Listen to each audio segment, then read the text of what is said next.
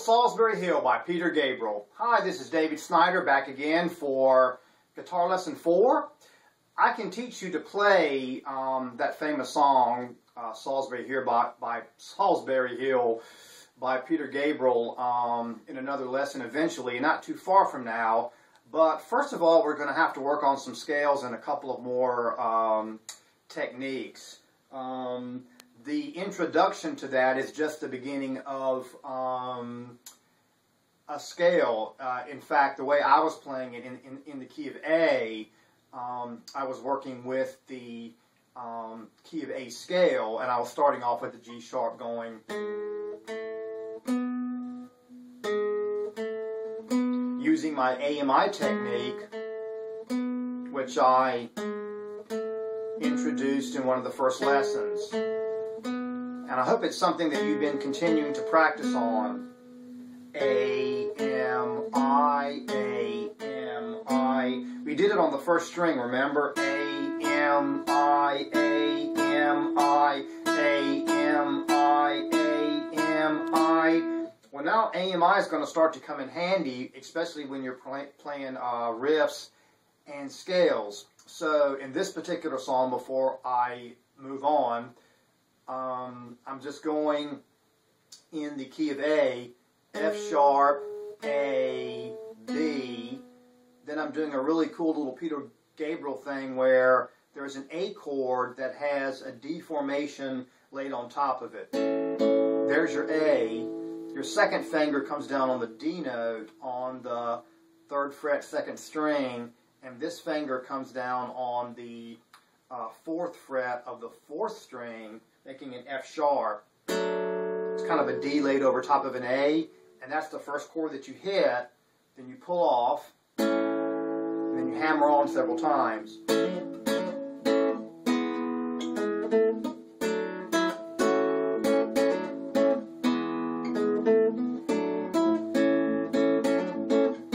With your thumb going independently, you see, that's why it's very important for us to practice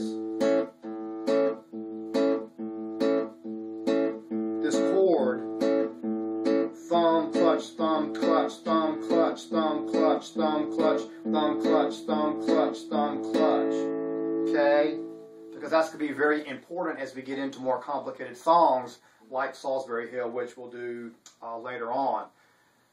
But in this lesson, I want to introduce you to the first most important scale that you will need to learn, and that is the C formation scale, which starts on the 3rd fret of the 5th string, which actually is a C bass note, okay? And I'm going to show you this very quickly and very simply, and I want you to work on this using your AMI technique for at least the next couple of days. It should become part of your standard practice regimen.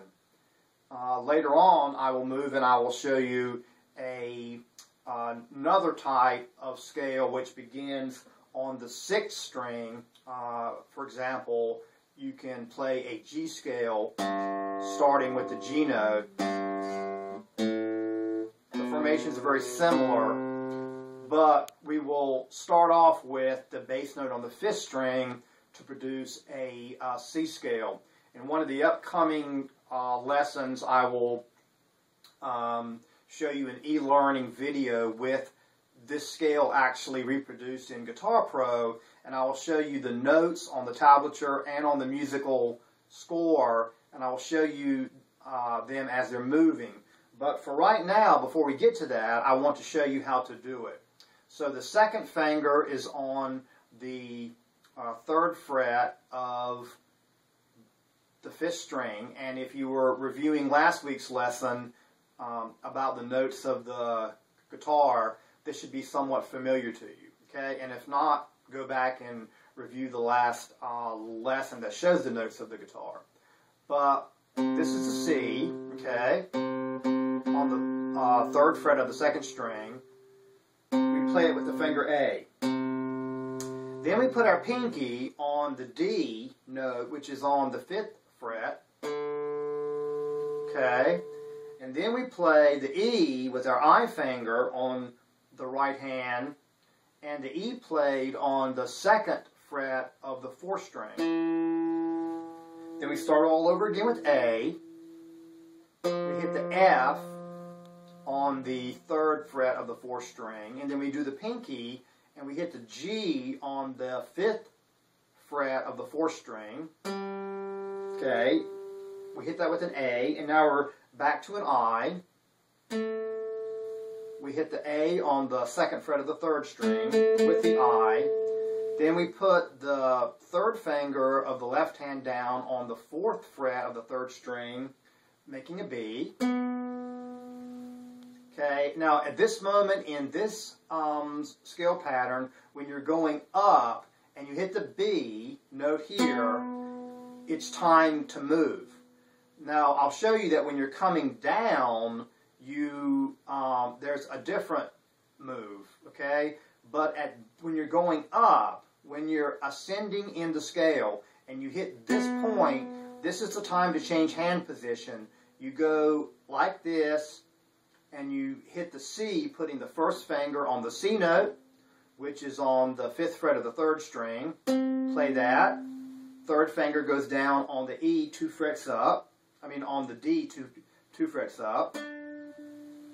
1st finger goes to the next string, 5th fret, which is an E. 2nd finger comes down a 1/2 step, which is an F, on the 6th fret, 2nd string.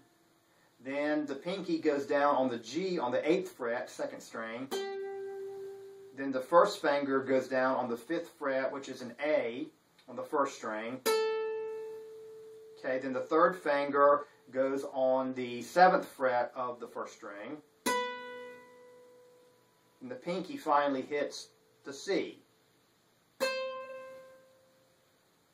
Okay, in the next lesson I'll show you how you do this coming down, but for this one I just want you to go up. And I want you to say AMI to yourself as you're doing it the first time. A-M-I, A-M-I, A, move.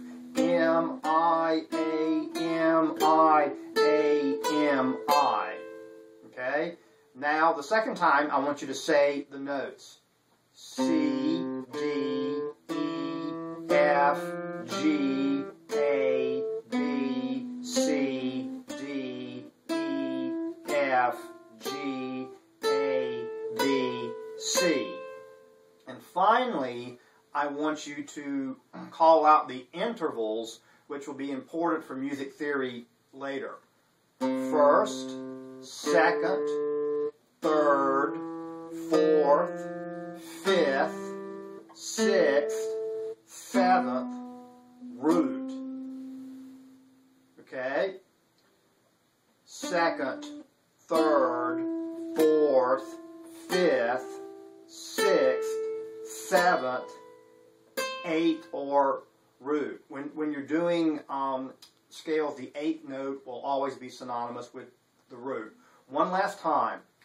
1st, 2nd, 3rd, 4th, 5th, 6th, 7th, 8th. 2nd, 3rd, 4th, 5th, 6th, 7th, 8th, or root. Later on, we'll talk about why it's so important to memorize the intervals, because once you begin to memorize the intervals, you begin to develop music theory very quickly, and your skills will escalate dramatically. So practice that for a while, and then come back for lesson 5. Thanks.